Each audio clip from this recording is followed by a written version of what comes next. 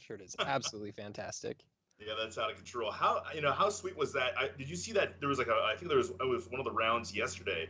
There was like a bolt snap bolt to finish in turns. That was outrageous. I was so excited to see that play come through. And it was obviously exciting because the player that was executing the play, he just couldn't believe it. He top decked. It was awesome. So it looks like player on the right will be playing some Moon Stompy. I see he's got a Chalice of the Void, as well as a new card from Guilds of Ravnica. He's playing a Legion Warboss, the Mentor Goblin Rabblemaster, which is a pretty sweet little piece of tech. And it looks like the player on the left is playing Eldrazi or Cloudpost, one of the two. I'm not sure exactly how many creatures he's got in there. I did see a Wormcoil Engine as well as a Karn. Absolutely, yeah. It looks like a kind of a standard. Maybe it's either like a colorless or a green post list. I know that there have been variants of that green post list kind of running around. Ancient Stirrings, a card that's getting ported over from Modern, is making a splash and certainly coming up in the format as well. But yeah, it'll be kind of interesting because obviously Blood Moon really good at disabling and turning off a lot of non-basic lands, which the post deck has in abundance for sure. So that being said, that being said, one of the major differences between Blood Moon effects versus these colorless decks versus Eldrazi decks, which is what is actually going to be playing, is that a lot of the Eldrazi's have devoid costs in their mana costs, and so Blood Moon actually stops you from casting them straight up, whereas some of the more Cloud Post-oriented decks, they can still cast a lot of their expensive colorless spells if they get to that point. And our players are underway with the mulligan from our active player. Looks like Eldrazi's going to be starting out with a Glimmer Post and gaining one, shipping it back to our Blood Moon player. Yeah, and the Blood Moon player, a lot of times their early aggression is like a Chalice on 1 or a quick Blood Moon. Chalice on 1 not going to do it too much versus the post player. That is true, but he does have a Blood Moon in hand, as well as a Chrome Mox and a Simian Spirit Guide, so he could go all out here, jam a Blood Moon on turn 1, and really lock out Kazumi from ever playing a Devoid spell this game. There it is, 3 mana Blood Moon, and the shit back to Kazumi. You just kind of see the nod. He's like, okay, I've accepted my fate. I'm playing a deck that tries to go way over the top, and Blood Moon does a good job in shutting that down for sure. Definitely, and there is a Chalice of the Void in Kazumi's hand. If he had known that Hiroyuki was playing a Blood Moon, a Moon Stompy list, Chalice of the Void on 0 on turn 1 would have been very, very active. Instead, it's a little bit late here. Legion Warboss coming down on turn 2, and Hiroyuki has a clock to follow up this disruption piece. This game might be over very, very quickly. I see 3 Devoid spells in Kazumi's hand, so it might be quite a while until he's able to cast something this game. Yeah, he may not be able to at all. Yeah, these post builds, especially Eldrazi posts, sometimes I know a lot of times a lot of variants are running copies of Grim Monolith to kind of get around these Blood Moon issues or these Blood Moon problems. But there's not a single copy of that card in sight for our post player, unfortunately. Yeah, certainly none in his hand in this game. Yeah. It looks like Mentor is going to trigger here or pump one of these tokens once. And this is one of the reasons why this Warboss is getting to see a little bit more play. It's able to diversify its threat base a little bit compared to Goblin Rabblemaster, whereas Goblin Rabblemaster kill the Rabblemaster, you're kind of good caring about the 1/1s. However, Warboss is really going to let you attack multiple times with a little bit more damage coming through if the Warboss dies after an attack or 2. Yeah, I will say that it's pretty interesting to see like all 8 copies of Rabblemaster variants getting played, both copies of Rabblemaster variants, both Legion Warboss and Goblin Rabblemaster being played in these Stompy decks. But it makes a lot of sense, especially if you're trying to jump curve from and that's going to be game really quick. I mean, that's turn 1 Blood Moon into turn 2 Legion Warboss. Like, how do you beat that? Yeah, fantastic start here. Really needs a Thought-Knot Seer coming down on turn 2 to stop that, and really hard to cast that spell in that scenario. So yeah, game 1 going to the Blood Moon deck here really quickly. Man, that shirt is fantastic. Every time I see it, I got to screenshot that. Figure out where he bought it.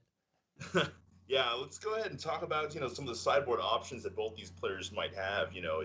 I think that this is kind of a pretty significant mismatch from both sides. Like the post player is really trying to go over the top, and he needs his lands to be active in order to go ahead and perform his plan. But there's so much going on underneath. Most definitely, and both of these decks are kind of tuned to crush trip heavy metas. Both of them are playing Chalice of the Void to attack that. Both of them are trying to attack mana a little bit. Sadly, when they stack up against each other, it's kind of which hate pieces that I have main deck are actually viable versus you, and which ones are just totally dead. Wow, so this looks like it's actually just an Eldrazi post build that's also playing Wormcoil Engine. I thought the Wormcoil Engine was kind of like this spicy ad that like maybe he was playing a different variant with like a Shops variant or something. Yeah, it looks like he's boarding in some Thorn of Amethyst, and I believe I saw a Batterskull, and he looks like he's taking out some of his top end stuff, some Karn for card advantage, a Thread and Ammo to help him ramp a little bit. A Nulamog doesn't really see games getting to the point where 10 mana is going to be relevant in one Endbringer. Yeah. And it's just, I guess those cards are just a little bit too slow. He's trying to be quicker down low. And I'm not exactly sure what he's bringing in, but it might be like, I mean, it's kind of strange because like cards like Ensnaring Bridge, they aren't even that good versus Rabblemaster and Legion Warboss. I mean, how does he get Hellbent when he has, you know, these incredibly large or expensive cards? What is this, Boom Pile? Yeah, so this is Boom Pile, which I believe it's tap, flip a coin. If you win the flip, destroy all non-land permanents.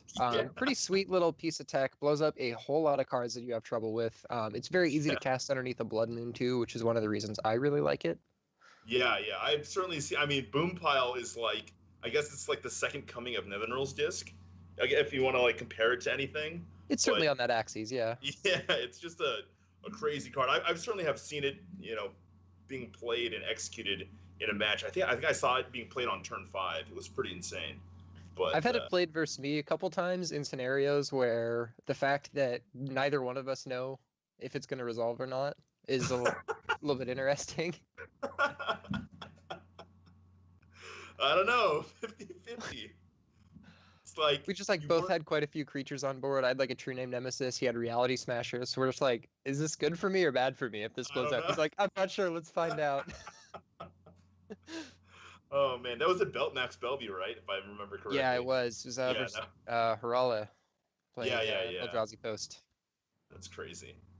But honestly, you know, cards like that certainly make decks like this very peculiar and very interesting. I mean, it allows you to gives your deck depth and dimension when you usually wouldn't have that access because you're playing a colorless deck, you know. Definitely, so yeah, it allows you to be protected from certain scenarios that you otherwise would be totally dead to, like a turn 1 Blood Moon, which is really nice. The fact that it attacks both cards like Turn 1 Blood Moon and also kind of disincentivizes your creature to overcommit, or disincentivizes your opponent to overcommit to the board with creatures just in case they also get washed away. So you can kind of sit there with it and play just waiting. It doesn't cost anything to activate besides the tap, so you can definitely protect your life total a little bit that way. Yeah, the one answer that the Blood Moon deck, the Stompy deck, does have access to is Fiery Confluence. It's just an absolute whipping of a card versus some of these artifacts. I mean, like, a lot of times the post deck is going to have some amount of artifact mana to go ahead and jump from, like, that 4, you know, the 3 lands in play that can generate maybe about 4 to 5 mana, and it can jump all the way to 8 to 10, potentially.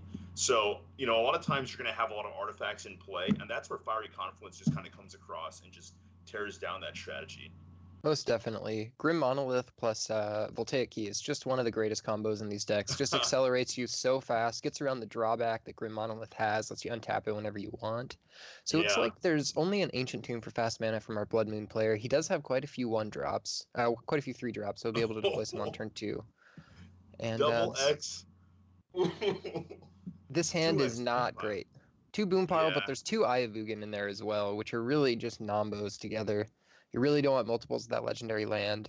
Even though he does have the Urborg to combo with Eye of Ugin, that of course allows your Eye of Ugin to both tap for mana and reduce the cost of Eldrazi. But you're wastelanding yourself if you keep that hand.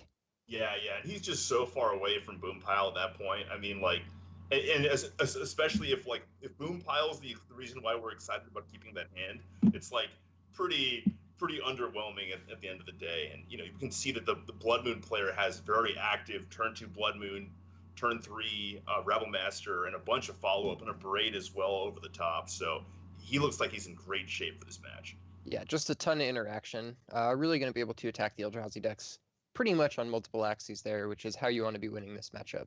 There's not a lot of resources for either side, and they only draw 1 card a turn. And so if you can answer multiple cards with 1 card, say like a Blood Moon, you can really accelerate basically the number of virtual cards in your hand upwards of like 4 or 5 sometimes. Yeah. So.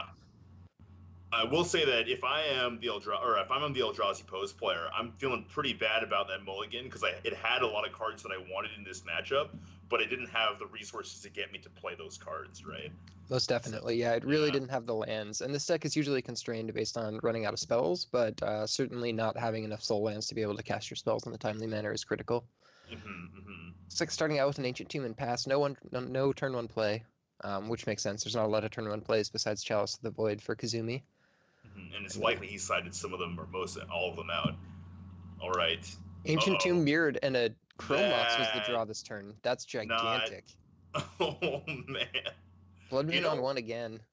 One of the sick things about doing well or running deep in tournaments is sometimes you have to get lucky. And when this guy is ripping hot fire off the top with a deck that doesn't cantrip, I mean, that's what it's all about. Definitely. Oof. How about that one? Here's Rabblemaster, the brother to Legion Orboss, which we saw last game. Almost the exact same game here. Yeah. This is looking pretty one-sided. This is going to be a quick game for sure. Yeah. And again, this is a scenario where Kazumi has a Matter Reshaper, can't play it this turn due to that Devoid and the mana cost. Those, of course, mountains do not tap for colorless. And even if the post player was able to run out a Grim Monolith, I mean, we see the Abrade in hand for the mono red player. So it's all of the cards are being answered right now. There's not a lot of options. Definitely. Simian Spirit Guide hitting the battlefield. The monkey is getting in the red zone. That's what I like to see. I like this. We've got Hill Giant. No, that is Gray Ogre. Yeah, Gray Ogre. There we go. Gray Hill Ogre. Giant's the 4-mana 3/3. Yeah. And yeah, Kazumi is pretty much just going to lose this game without casting a single spell. Yeah. Really too bad. Very similar to the previous game. I mean, he can play Grim Monolith, but it's like so far away. Mm-hmm. And Ancient Tomb, of course, is a mountain here, so only taps for 1 mana. No 2 damage either. There's the Grim Monolith, and Hiroyuki actually only has 1 mana up right now because he played that Blood Moon. Yeah, kind of an awkward spot. And I think the post player is going to need to just, I mean, you have to build a board at some point, but... Yeah, what's too bad here is he's 1 mana off from playing that Endbringer. He really wants to deploy that here. Yeah. But he's going to have to deploy the Thought-Knot Seer, which is really just inefficient. A Boom Pile would be absolutely fantastic. Blow up about, 1, 2, 3, 4, 5, 6 permanents for Hiroyuki here. Cards that I'm excited about. Boom Pile. Let's talk about that card. That's the out here. This is the wrong 4-mana play. Of course, this is the first spell Kazumi's been able to play this game because the Grim Monolith is a Devoid generator. Yes. Matter Reshaper, Thought-Knot Seer, Endless One, or not Endless One, but Endbringer are all Devoid in the mana cost. So he's going to have to untap that Grim Monolith before he can deploy another threat, which is like so far away from this turn. It's pretty miserable for sure. And I think he's going to have to block this Rabblemaster, to be honest. I mean, like, there's no way you can take 5 from the Rabblemaster. Yeah, you can't take any more damage here, and also you can't get any more tokens. If Hiroyuki gets any more tokens, Kazumi is just going to go down. Yeah. Looks like we got a ton of people signed off for the Boom Pile. I think we're all excited for the Boom Pile here. Yeah. I want it. Okay, so here's the thing. If Kazumi draws the Boom Pile, it plays it, and it goes off, I'm just going to go crazy. It's going to be insane. That'd be amazing. Mm-hmm. We got another Rabblemaster here. Come on. Just bring the pain. Rip it. Let's go. Oh, no. It's an Ayabugan. No. So unfortunate. Oh, well, he can play it. He can have 2 Ayabugans in play, but... he cannot, actually. They still have the name Ayabugan, and they're still legendary, so... They're just legendary mountains? Well, their name is still Ayabugan, I believe. Okay. So they still are going to legend rule each other away. Well, one of them a legend rule the other away. Well, all right. Instead, we've got Karn.